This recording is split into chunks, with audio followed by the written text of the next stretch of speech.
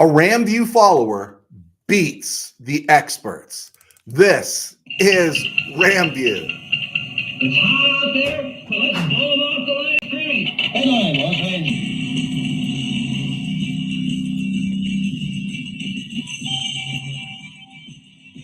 Live from the studios of the Ram Cave, I'm Joe Tarosian, and this is RamView, the April 10th, 2024 edition, brought to you by Kistler Law Firm. Injured in an auto accident? Need help? Got questions?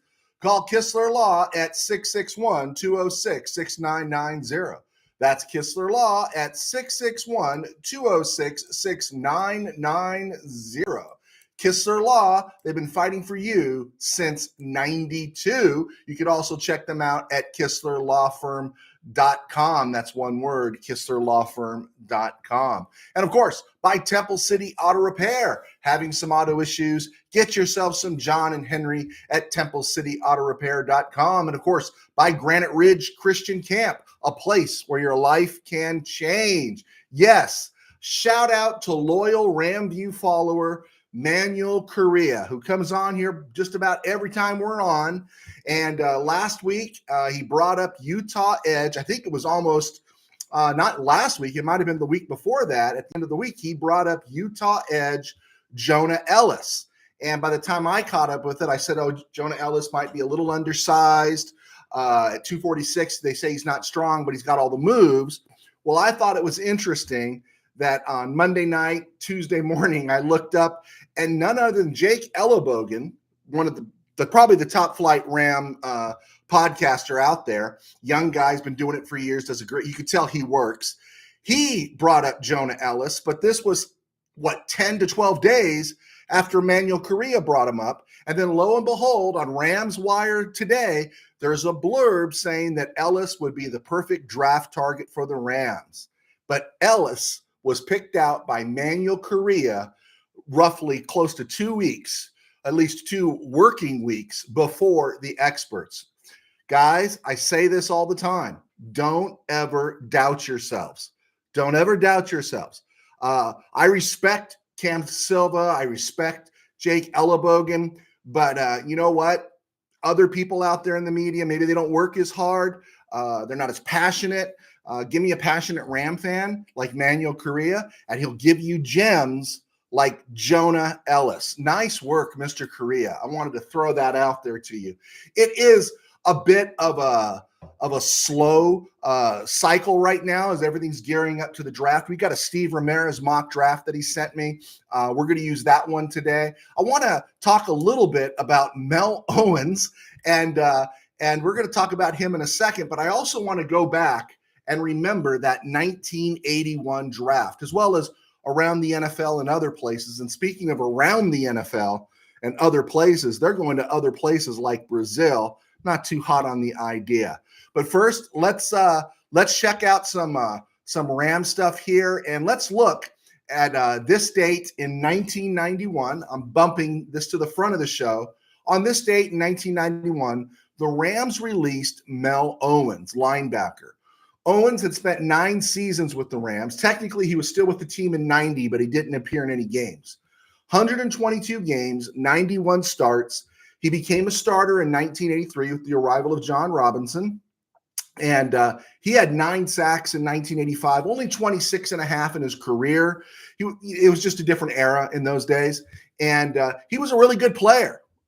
Nothing bad to say about Mel Owens. In fact, what I remember, what really sticks out about Mel Owens was I think his second contract with the Rams, he worked it out to where his pay didn't escalate, but his pay de-escalated to where he got his money up front and then diminished his paydays. So he became less of an object for the Rams to cut because maybe he was making too much money. So all props to Mel Owens, had a really nice career, but he was overdrafted in that 1981 draft, taken out of Michigan, first round, 9th overall. Now, to get that 9th overall pick in 1981, because the Rams were coming off, I think, an 11-5 season, 1 game they missed from winning the NFC West for the 8th straight year.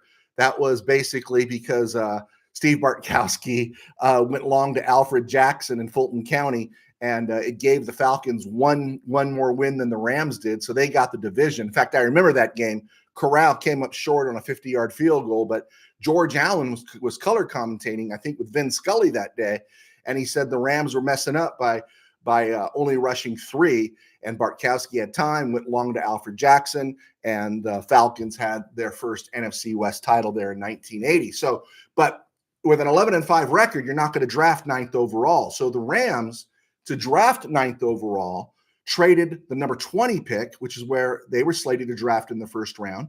They traded the number 52 pick, and they traded pick number 105 to Washington to jump from 20 to 9 to take Mel Owens.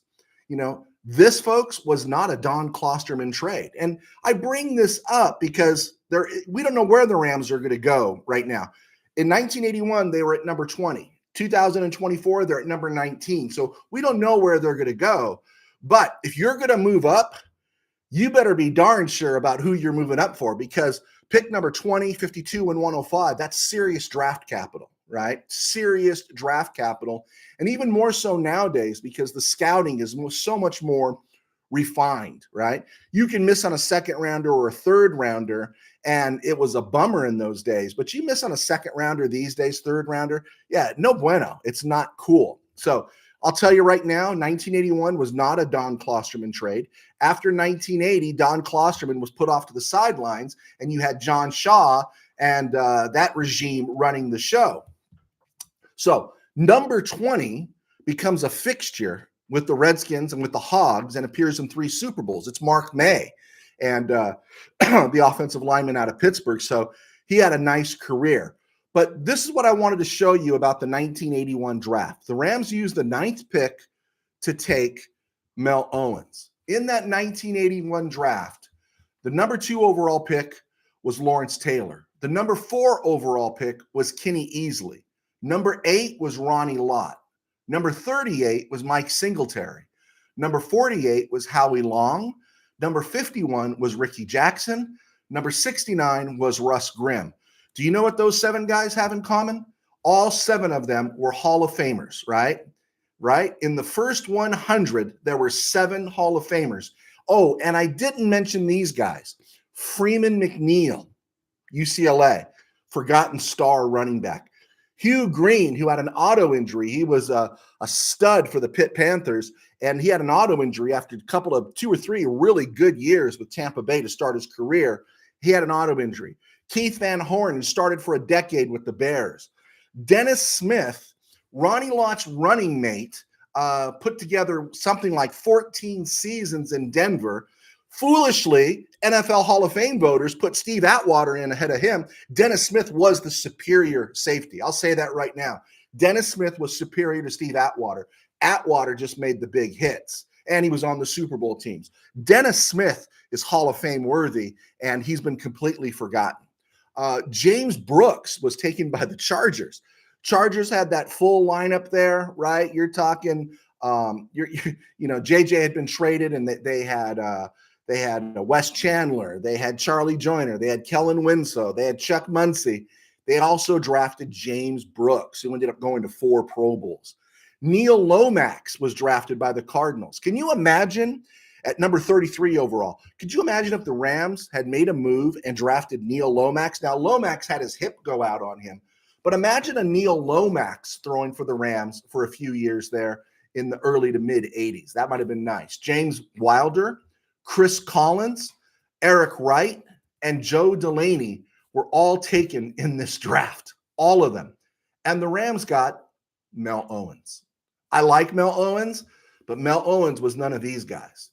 At pick number 43, the Rams took Jim Collins.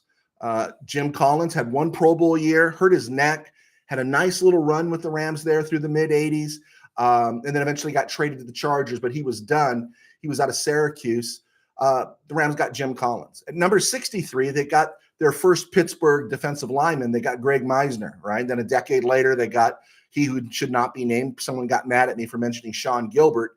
And then 33 years later, they got it right when they drafted Aaron Donald out of Pitt. But With that draft, the names I just mentioned, 7 Hall of Famers and 1, 2, 3, 4, 5, 6, 7, 8, 9, 10 all-pro, Pro Bowl type players, the Rams got Mel Owens, Jim Collins, and Greg Meisner. 1 Pro Bowl between all of them, right? In fact, in that 1981 draft, the most prominent player out of the next 10 they drafted, the Rams drafted 13 players then. The only prominent one drafted after that was a guy out of UCLA, 12th round, 328 overall, was Jairo Penaranda, right? He had a couple of games, couple of seasons as a special teamer with the Rams, came back as a special teams coach. But think about all that. 9 other players just wiped off the board, didn't produce anything. That's what happens when you get rid of a good GM, right? You get nice players. Collins, Meisner, and Owens were nice players through the 80s, but they were not game changers, right? And in that heavy 1981 draft, that's what the Rams walked away with. So think about it. Do you want to look at Don Klosterman's last draft in 1980? Now, Klosterman remained technically with the Rams in 81, 82, but those 2 seasons, he had no say. He was just probably playing out his contract. I think it was a lifetime contract he was supposed to be given to by Carol Rosenblum, but he was pushed to the side. And I'm high on Klosterman because he really needs to be inducted into the Hall of Fame. So what we forget, though, is in 1980, he had his last draft. You want to know who Don Klosterman drafted? Johnny Johnson, Irv Pankey, Leroy Irvin, Mike Gooman, Kirk Collins, Jerry Ellis, George Farmer, and a guy we're going to talk about in a few weeks named Terry Greer. Greer had a great CFL career. But Johnny Johnson, Irv Pankey, Leroy Irvin, decade-long starters. Mike Gooman, 8-9 years as a solid contributor for the Rams. Kirk Collins became a starting cornerback before he was felled by cancer and died at a young age. Jerry Ellis was the last cut. It was between him and Mike Gooman. Jerry Ellis ended up having 7-8 years, solid, really good years in Green Bay.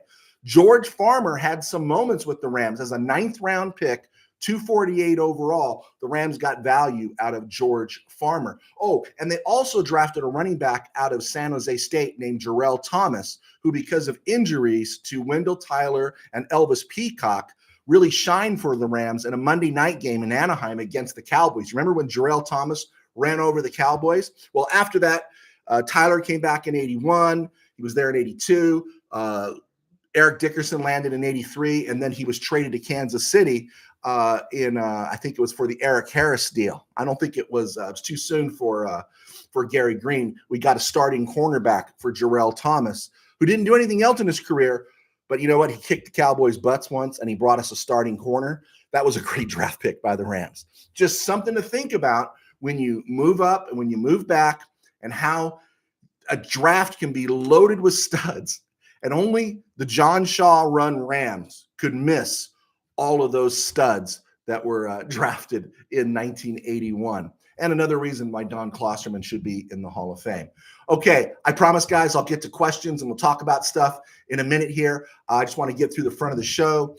Draft order for the Rams, I try to remind everybody because you need to be aware of the numbers because those numbers can change. In our mock draft from Steve Ramirez, some of those numbers are going to change, and he'll tell you why.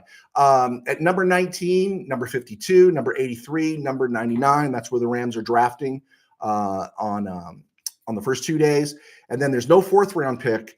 Then it starts 154, 155, 189, 209, 213, 217, and 254. And don't kid yourself, you can get high quality there in the 200s.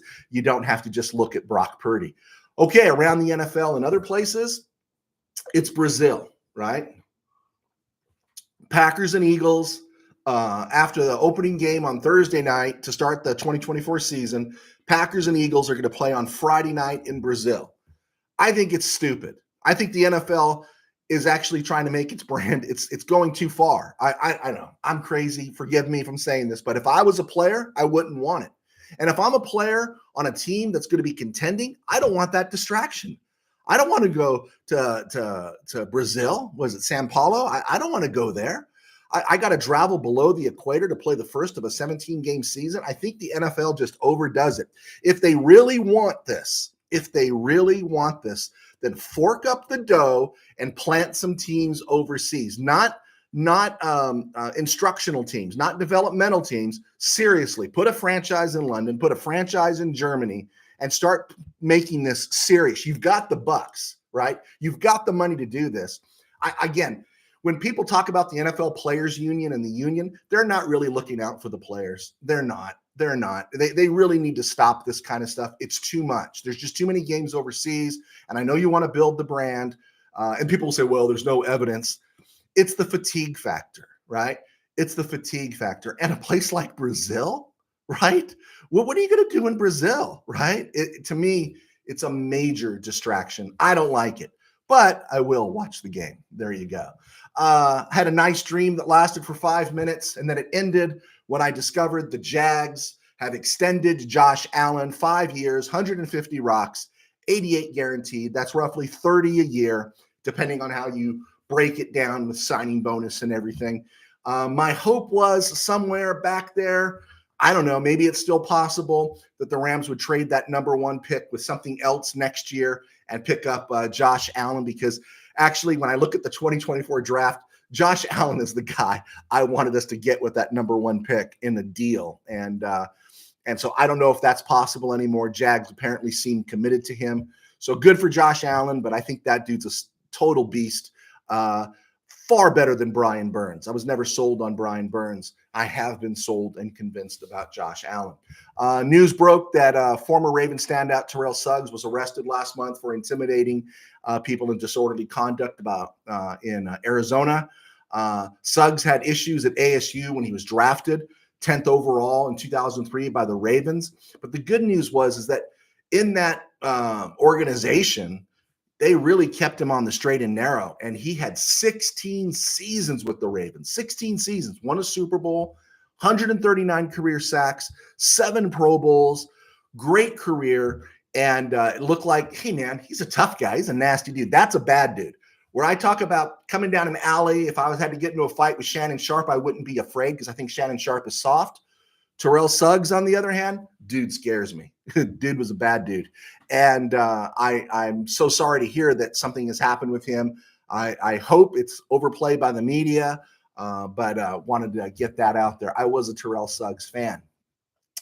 Speaking of Calais Campbell, I brought up Calais Campbell on Monday, and I'm a Calais Campbell fan. And I shared that something came up in his college career that forced him to drop to the second round. And I'm positive I heard it. I'm positive I read it, but I wanted to get back up on it, and I could not find it anywhere in any of his profile in terms of his background. And so I gotta say I made a mistake then. So maybe it didn't happen. I'll keep looking. But I thought it was kind of funny because I brought up Calais Campbell as a possibility for the Rams on Monday. Do you remember that? Does anyone remember that? Say, yeah, Joe, I remember, right? And on Tuesday, he pops up on another site by some other site saying he's a fit for the Rams. What's that all about, right? What's that all about? You know, it's like Manuel Correa. I mean, we're setting the trends here. We're setting the trends here. I would love to see Calais Campbell come to the Rams for some cheap dimes. Former Rams and Lions Euro project, Max Percher signed with the Seahawks. Teams must be getting a benefit because this guy's been around for 4 or 5 years. He has not still played a snap, but everyone signs him. So what is the NFL giving? Are they paying his salary? Do they get a special bonus? I'm kind of curious. Okay, and before we go to break here, I have to mention it. It's April 10th. I have some big times in my life on April 10th, but personally, but in a broad sense, 42 years ago tonight, I'm listening to the radio because we used to listen to the radio. And at the Forum in Los Angeles on Manchester, the miracle on Manchester happens and takes place. The Kings down 5-0 in the third period, come back, score 5 goals, score the tying goal with a few seconds left, and then Darrell Evans scores the game winner to beat Wayne Gretzky's Edmonton Oilers. It was just as Gretzky's team was on the precipice of going on that, what was it, like a 3-year run or a 4-year run? They ended up winning that series against Edmonton. Edmonton was running Grant Fuhr, Yari Curry, Mark Messier, Glenn Anderson, I think, and also, of course, Gretzky. I mean, this team was loaded, and the Kings beat them. Doug Smith, Bernie Nichols, Steve Bozak, JP Kelly, Charlie Simmer, Dave Taylor. I used to love going to Kings games. And tonight is the anniversary. 42 years ago tonight, the miracle on Manchester occurred. All right, I'm about to sneeze here. Maybe I was all excited about the miracle of Manchester. Everyone talks about LA announcers. Chick Hearn, obviously. Vin Scully, fourth person in the Trinity. Dick Enberg, when he called the Rams, nothing was better. And the most underrated guy of them all might have been Bob Miller for the LA Kings. Bob Miller that guy was aces, right? Aces.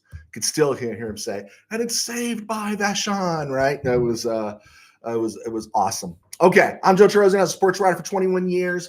And I was in the room that started Mid-Valley Sports, and now I'm not there anymore, but those guys still are. They're covering the Chargers. I get to do the Rams thanks to our sponsors at Kistler Law, and I write books, and some of you guys have been buying my books. I can tell, and I want to say thank you. Just be sure if you guys do read the book, I don't care if you like it or hate it, leave me a review. Reviews are important, and we don't have a paywall. We don't. We're not going to do a Patreon account. So if you could help us out here, that would be great. Tangent Dreams, probably my best-selling book, was my first book, high school football. If you could check that out, that would be great. And let me know if you did. I'd love to say thank you. So I appreciate that. And the reason I do the books and I do RamView is because my day job is I pastor a small church in Burbank called Burbank Faith Nazarene. And we're right here on YouTube with Burbank Faith Virtual channel, as well as burbankfaithvirtual.com, Burbank Faith Virtual across social media. If you have any questions about that, like and subscribe, or just give me a buzz or drop me a line, and I'd be happy to answer it for you. Okay, let's see where we're at here. We're 21 minutes into the show. USA Expat.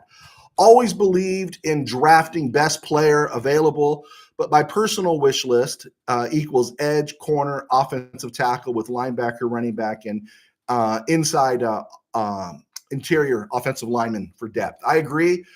You try to trace down what the Rams were thinking in the 74 draft. McCutcheon is coming off of a 1,000-yard season, 1,097 yards. Jim Bertelsen ran for 854. They still got Larry Smith on the roster. They still got Les Josephson on the roster, but they spent their number one pick on John Cappelletti, and you got to believe they thought best player available, right? The 75 draft looked like it was making more sense. Merlin Olsen was getting older. They took Mike Fanning. And then all of a sudden you were drafting Dennis Hara and Doug France because Cowan and Schiavelli were getting older. Some of those made sense. In 76, they drafted Kevin McClain, who didn't pan out. Then in 77, they drafted Brzezinski because, Jack Reynolds was in his 7th or 8th year.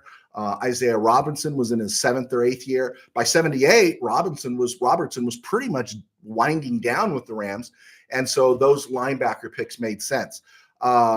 You saw McCutcheon just got through running for 1,000 yards in 77. Cullen Bryant was playing fullback. Cappelletti was still there, but the Rams drafted Elvis Peacock in 1978.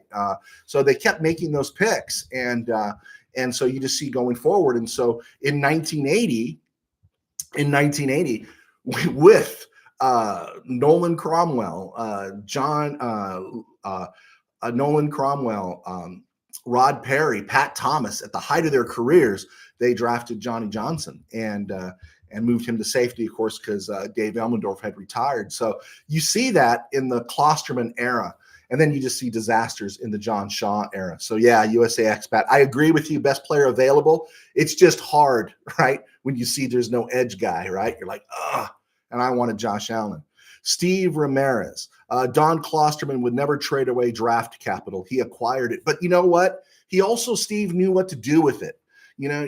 You look at two trades that happened late in the late 80s in the NFL, and they completely set the course for the franchises. Herschel Walker got traded to Dallas, and Jimmy Johnson turned it roughly into 3 Super Bowls. Eric Dickerson gets traded for the Rams. Rams get 6 draft picks ultimately, even Greg Bell. And within 2 years after the 89 season, the team is finished because they botched the picks. Even John Robinson, who I liked, if he had a say in it with John Shaw, you can't draft Gaston Green. You can't draft Aaron Cox. You can't draft Bill Hawkins, right? You can't draft these guys and think, hey, we're going to be okay. the Rams weren't okay. So, yeah, acquire the draft capital, but what are you going to do with that draft capital? USA expat. I love Trey White signing, but not counting on him as a day one starter, much less month one. Anything we get out of him, because it's not a long-term deal, anything we get out of Trey White is beneficial. I know people don't like to hear this. I do like Darian Kendrick. I think Darian Kendrick could be better this year. I think he got better last year. I think I like Kobe Durant. Kobe Durant was just off last year. I don't think he's that star guy. I think he's a boundary corner. And everyone's hot on THT, Travius Hodges Tomlinson. So that's three guys that, the Rams have invested in either playing time or draft capital that are behind Darius Williams and Trey White. Again, I have no problem with them drafting another corner, but just something to think about there. I don't know if that room is as weak. I think that room might be a strength. Let's see. Steve Ramirez, was there load 7? Yes, you were. You were, Steve. I was going to mention that. I didn't know you were on when I started talking about it. Congratulations. You didn't leave. Everyone else left, right? They even showed clips of the movie stars leaving, right? And what an electric thing. It's Brian B. I was at the game. It was an amazing electric at the Forum. I was at the Forum when they beat the Islanders 4-2 in 1980. The Islanders were defending champs, and they ended up getting it was just a tough game. And the Islanders pulled their goalie, and they were pressing, and was it Bossy and Trottier and all those guys were there. And Kings got a late open net goal, and when that goal happened, the place, what did you say? It was it was electric. It just vibrated. It just shook. In fact, it was the loudest I'd ever been in a stadium or an arena. In fact, it shook so much, it scared me, and I sat down. So the Forum was like that, right? And I think the Kings fans were maybe small in number, but they were devoted. They were devoted. And you talk about a franchise that knows heartbreak, right? The Kings knew heartbreak. I'm going back to Shelly Cannegeezer and a broken stick. So thank you, Brian B., for sharing that as well. And Steve, you guys were lucky to be there. Good for you guys. Okay. That's the commercial. One of the things, we're, again, talking about the draft. The question came up is, what should the Rams be targeting? And to me, I just don't think whatever the Rams do on draft day won't be a surprise, because I still think there are a lot of places. Best player available, but these are places, quarterback, right? If someone like a Penix or a Nix presents themselves on the second day, I can see the Rams making a move and doing that. I don't know if I'd go from 52 to 37, like I think Mel Kiper has the Rams doing to get Penix. Penix is projecting first round, but on an off chance that a Penix or a Nix was still there, I could see that on the second day, and I wouldn't count it out, and I wouldn't dump all over it. At running back, I love Kyren Williams, and we know it's not a deep running back draft, but on the second or third day, a pick here, it wouldn't hurt, because I don't know. He had a breakout year, right? He had a breakout year, but the NFL is full of running backs that have a breakout year, starting with Don Woods with the Chargers back in 74. I want Kyren Williams to play well. I want him to have a great career, but Kyren Williams, we need depth, and Ronnie Rivers is a nice story, and we're going to find out about Zach Evans. So, I can see the Rams drafting a running back somewhere in that, even in that first 100, late on the second day, or doing something in the fifth round. I'm not going to be upset if they draft a running back. Wide receiver, we've talked about this. It's a deep wide receiver draft. I'm not going to be upset on the second day if they draft a wide receiver. Just not going to be at all. I've heard a lot of Brock Bowers chatter the last 3 days. That's probably one position that I'm not so open about drafting, but the drafting of Davis Allen last year, the signing of Colby Parkinson, the extension given to Higbee, which surprised all of us, and with Long still hovering around, it just makes it seem unlikely. Now, if Brock Bowers is there at 19 and the Rams haven't traded up to get him or traded that pick for something else, if Brock Bowers is there at 19, then we subscribe to the Klosterman rule. We subscribe to the USA expat rule. We draft the best player available, and that very well might be Brock Bowers, and then we just let the chips fall as they may. Tackle, I'm always for drafting a tackle, always for drafting a guard, always for drafting a center. I will never be upset if they draft one of those players in the first 100. Kicker, yes. Let them draft a kicker. Let them draft 2 kickers on the 3rd day. I don't want to see them drafted on the 2nd day. I don't want to see 2nd or 3rd round picks spent on a kicker, because you can get a kicker on the 3rd day and you can go to the UFL and get a kicker. The one position that I don't think the Rams need to draft is punter. All right. They don't need to draft a punter. Okay. Defensive line. Yes, of course. Kobe Turner needs help, right? Bobby Brown is in his contract year, and he's been at best okay. I like him, but at best he's been okay. That spot needs depth. That spot could use a couple of players. Edge, duh, right? We all know the Rams need help at the edge. My thing is, though, is they drafted 3 edge players last year, and you wonder where they feel and what they feel about O'Shawn Mathis and Nick Hampton. What do they feel about those guys? Mathis got snaps early. Hampton got them late, but neither one of them really stood out. Cornerback, we just talked about it. Yes, 2nd day, I'm all over corner. There was some chatter. I did hear a little bit about Cooper DeJean, and I know that makes Tim Burns happy, but loyal RamView follower Tim Burns, it makes him happy because Cooper DeJean is his guy. And there was talk on a couple of different sites about Cooper DeJean might only play corner for a brief period in the NFL, that he really projects to free safety. And safeties who can cover are great. And, of course, he has return skills. Safety, yeah, 3rd round, no higher. I wouldn't want to take a safety or even a corner at number 52, depending if we're still there, if the Rams are still there, the Royal we. 3rd round, yeah, no higher. I could see that. I also see the Rams, biding their time and taking a safety on the 3rd day, which they always seem to do to some extent. Russ Yeast 2 years ago, and of course Jason Taylor last year. Okay, so Steve Ramirez, sports writer, longtime sports writer for the Tribune, good friend. Spent some spring trainings with him.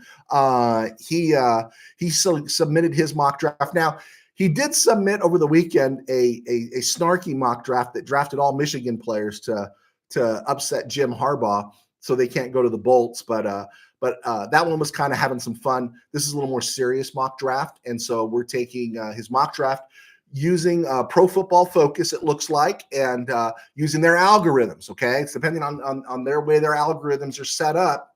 When you let the AI handle most of it. This is who dropped to the Rams. At number 19, Byron Murphy. And at 19, if Byron Murphy now is at 19, that's great. Now, I don't know if it's smokescreen or what, but a lot of mocks have Byron Murphy going as high as 11 or 12, and even at 15 a lot to the Colts. I'll take Byron Murphy. If Byron Murphy's at 19, pull the trigger. Let's get him and Kobe together on that defensive front. Bo Bop Shabam, man. Let's dance with that. At number 52, Kamari Lassiter from Georgia. He's good. I think Steve's thinking about tomorrow. Okay, I'm not going to complain about that.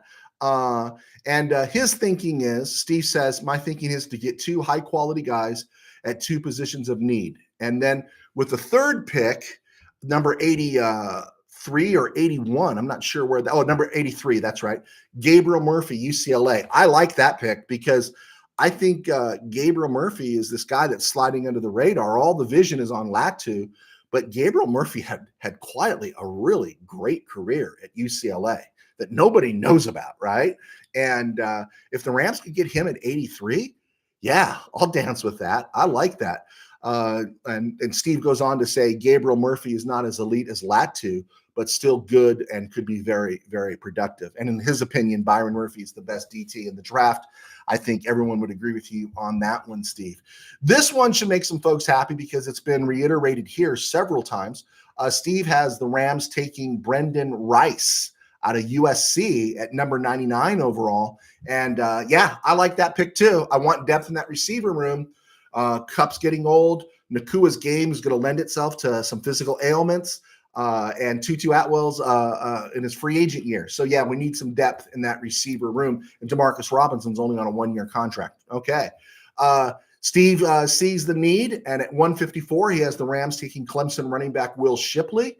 At number 155, he takes a Big Ten guy, Logan Lee, out of Iowa. I do like that pick. I like Big Ten interiors. Those guys eat all that corn. They get real big. At 196 is Hunter Narzad. This is a Steve Ramirez special. Steve is stuck with Hunter from Penn State several times.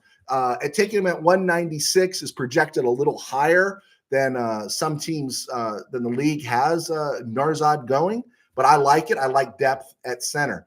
At 209, Steve's scratching my itch. Nathan Thomas, Louisiana, tackle. I like that pick. And then he makes a deal here with Green Bay. And then later on, he makes a deal with Tampa and moves back from 209 to 220. He takes Miles Harden, cornerback, South Dakota. Rams have had luck with South Dakota, North Dakota, and Montana schools. Think Trumaine Johnson. The Rams have had a lot of success going to the Northern Plains. At safety, they have the Rams taking Washington safety Dominique Hampton, right in that sweet spot. I love it at 223. And then he has another trade with the Rams and the Raiders, have the Rams moving to 229 and taking wide receiver Dominic Lovett, Georgia, really overlooked guy. Kind of so maybe in another draft he might get talked about more, but Dominic Lovett, solid pick. And then Steve's going a little UCLA here. Darius Muasso, linebacker at number 245. Overall, a really good draft. If it happens, so be it. Let it happen. Good job. Thank you, Steve. Thanks, Dano, in the past. Anybody else has one out there? You guys have my email. Please let me know what you got. The Rams are notorious these last few years about not leaking who they've interviewed. All we have is what leaks out in other places. So we know they've interviewed Braylon Trice, Jalen Ford, the off-ball linebacker from Texas, Romo Dunze, Bo Nix, Audric Estime, who a lot of people like out of Notre Dame. They figure, hey, Kyron Williams was a Notre Dame guy. Why not go back and get Estime? Ricky Pearsall, a lot of people like Ricky Pearsall. Great slot guy, great route runner, tough guy, 6'1", 192. I think everyone will be good with that. Carson Barnhart, Michigan, right tackle, 6'5", 316, can play right guard as well as left tackle. He projects in the 6th, the mid-7th. And, of course, other Michigan standouts, Roman Wilson and cornerback Mike Sandstrel, and defensive end Jalen Harrell. So a lot of Michigan guys there. They've also interviewed Troy Fontenot out of Washington, who a lot of people are like. Seeing him project higher than Olam Fashanu, the Penn State guy, is dropping, and Fontenot and Fuaga from Oregon State keep moving up. And then there was stuff on Twitter today that the Rams had a Zoom meeting with Savion Jackson, 6'2", 263. He's combo edge D lineman at NC State. It was a Zoom interview, but several teams had interviewed him. Reportedly, he's great against the run. I went to one of the big boards, and he wasn't even appearing on the big board. The thing they said was he's great against the run and has a big wingspan. But there's a name just to keep an eye on for third day, Savion Jackson. All right, let's keep on rolling here. I'm not going to do an outside mock draft today. That kind of extends it a little bit. But let's cruise down here to On This Date in Ram History. April 10th, 2012, the Rams hire Bones Fossil as a special teams coach. Now, normally you wouldn't talk about hiring a special teams coach, but when you think where the Rams have been with special teams these last couple of years, Bones Fossil, he feels like Bobby Abril, right? He feels like a Hall of Fame guy here, and it'd be nice to have Bones Fossil back. On this date in 2017, the Rams waived Stedman Bailey. He had missed the previous season. Bailey was third round, 92nd overall out of West Virginia in 2013. His running mate, Tavon Austin. We know how that worked out. But Stedman Bailey, spent 3 seasons with the Rams. He made some big plays, caught 59 passes, and he's notable for, in 2014, again, a John Fossil special, right? For a 90-yard punt return against the Seahawks. I don't know if you guys saw it. I saw it. I saw it live because I had, the Sunday ticket in those days. So I saw all those bad Ram teams. And that was the one where they move, where it looks like the punt is coming to the right side of the field and everyone's looking at the punt on the Rams team. They're moving to that side when the punt was actually going the other way, and they decoyed all the defenders because they weren't following the ball. They were following the receiving team. And Stedman Bailey caught it at the 10 and took it 90 yards for a touchdown. I had never seen that play before. I've seen it a couple times since, but not any time lately. But that's my Stedman Bailey moment. In the offseason in 2015, he was in a car with his family and shots were fired. He took three shots to his body, and two of them landed in his head, and he never came back. He ended up going into coaching. I don't know where he's at now, but yeah, Stedman Bailey, I don't know. You felt like you were getting something with the 92nd overall pick as opposed to, what Tavon Austin was. Anyway, okay, in 2019, the Rams signed John Wolford for the first time. And I know we're not so hot on John Wolford, but let's remember the Wolf. He gave us one game, that victory over the Cardinals in 2020 that got the Rams into the playoffs. All right, so we say thank you to the Wolf. That doesn't mean he's a backup quarterback, but that day he got it done. And then on this day in 2020, the Rams traded Brandon Cooks and a fourth-round pick to the Houston Texans for a second-round pick that turned out 57th overall, and that was Van Jefferson. All right, so the Rams got Van Jefferson. Jefferson contributed, but for a second-round pick, it was, yeah, and that's why he got traded last year. With that fourth-round pick, Houston moved it to New England, and New England drafted Bailey Zappi, and he's still floating around up there. Happy birthday today to Robert Woods, one of my favorite Rams of all time. He turns 32, and he's kind of playing out the string in Houston. He is one guy that you just had to appreciate Robert Woods, right? I mean, usually my emotions go back to the older Rams from when I was younger, but Robert Woods is a guy that you really came to appreciate. And I probably wouldn't have appreciated him when I was younger, but after spending 20 years covering football, you began to pick out the little things. I remember there was a receiver at one of our local high schools, it was Arroyo High School. He caught 2 touchdown passes and made some big plays. And I mentioned him, highlighted in the story, and the coach pulled me aside. He says, I only graded him out a C. And I said, really? I thought he had his best game. And he goes, yeah, but he missed his blocking assignments. He didn't run his routes right when the ball wasn't going. He just laid out a whole bunch of reasons why he downgraded him and everything. And it kind of got me. It happened about, that would happen around 2008, 2009. And then I began to notice those things about receivers. And Robert Woods, what a great blocker, right? Plus you could run the jet sweep with him. Total team guy. He's one guy that you never wanted to see get traded. But if Robert Woods could get traded, Cooper Kupp can get traded. Aaron Donald can retire. Matthew Stafford could move on. That's just life in the NFL. But Robert Woods turns 32 today. I wish him well. And then we're not going to be on the air tomorrow. And I wanted to get this one in on April 11th, 1975. This is pertinent to what's going on with the Rams kicking situation. At the end of the 74 season, David Ray was falling apart. His back hurt. He missed some kicks in the playoff game against the Redskins. I was there at that one. I wasn't at Miracle of Manchester, but I was there for the win against the Redskins. And the Rams decided to move on. So on this day, April 11th, 1975, they signed Grant Guthrie. Now, a week and a half later, they sent a fourth-round pick to the Eagles for Tom Dempsey, and I'll give you the backup on that one. But so 10 days later, they acquired Tom Dempsey from the Eagles, and we know who Tom Dempsey was. Guthrie was a journeyman kicker drafted by the Bills, 6th round, 135 overall in 1969 out of Florida State. He kicked for a year and a half for the Bills, then he got off he missed 7 kicks in out of his first 10 in 71, and they put him in the street. He was on the Jets roster, maybe practice squad in 72, didn't kick for them. And then he was with the Jacksonville Sharks in the WFL in 74, and then spent the summer of 75 at the Rams, and they cut him that September. I remember seeing him kick in the preseason. And you think, Joe, why would you bring this up? I bring this up because the Rams are in need of a kicker, right? In the 1970 draft, out of 442 players, 10 kickers were taken. The first was Skip Butler by Green Bay, 4th round, 96th overall in 1970. And he ended up having a nice run with the Oilers through about 76, 77. The second kicker out of the 10 was Grant Guthrie at number 135, right? They took him at number 135, the Bills did.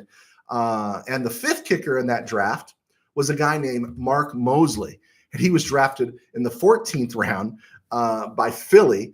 And we know who Mark Mosley is, right? He ended up appearing in 2 Super Bowls with the Redskins, was probably the league MVP. I think, was he voted league MVP in 82? He was off the charts for about 3 or 4 seasons. He was the last straightaway kicker in the NFL, I think. And so it just gives you an idea of, you don't know what's going to happen with these kickers if you draft them. That's why when the Niners drafted Jake Moody last year at 99, it was like, please, yes, thank you for drafting a player at 99 that's a kicker, because that's just one less playmaker. Because I think you can get a kicker, at another rate that's not Lucas Haversick or Brett Maher. But I wanted to mention that. Oh, by the way, the Rams drafted the 8th of the 10 kickers in that draft. His name was Roland Reichard, 16th round, West Texas A&M. He signed with the Rams, but he never played with the Rams. I think he was cut over the summer. I couldn't find anything on him, but I wanted to get that out. Finally, I wanted to mention on 1989, on April the 11th, the Rams signed Mel Farr Jr.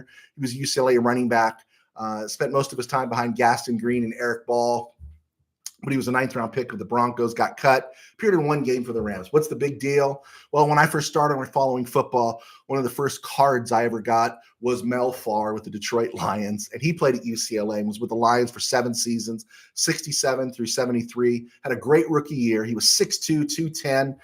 Mel Farr, without the injuries, which you could say that about every NFL guy, without injuries, and maybe in a better town, because football was really heading towards mediocrity there in Detroit at that time, this guy might be better remembered. Mel Farr was an outstanding back. He was really, really good. Interesting, they drafted Mel Farr. They didn't draft him in the first round, but he had knee injuries. They drafted Steve Owens, Oklahoma Heisman guy. He had knee injuries, right? They lost eventually Billy Sims to knee injuries, right? And they got stuff out of their second-tier guys, Dexter Bussey and Altie Taylor. But I don't know. I just started thinking about Mel Farr when I saw Mel Farr Jr. played one game for the Rams, and that was it for him. Okay, let's see if there's any other questions there, guys. I hope you guys have something here. Let's see. I was at the game. It was amazing. Manuel Correa, what's up? Manuel, did you hear the Rams brought in my boy Jonah Ellis? Manuel Correa, did you hear the top of the show? I propped you, man. I propped you. You had this before Ella Bogan. You had this before De Silva at Rams Wire. I propped you, man. You did a great job, Manuel Correa. Tim Burns, both West Virginia wide receivers were amazing in college. Yeah, they were. It really looked like the Rams offense was ready to take off. You were going to get Tavon Austin and Steven Jackson, and things were going to get great with Sam Bradford, but the Rams never could get it together. I think there was a curse on the team, and I don't want to say the names, but his initials are JF. Let's see here. Bill, Robert Woods reminds me of Henry Ellard in his route running. You're a lot better than me. I at the time, I knew football, but the nuanced aspect of it, I probably wasn't very good at.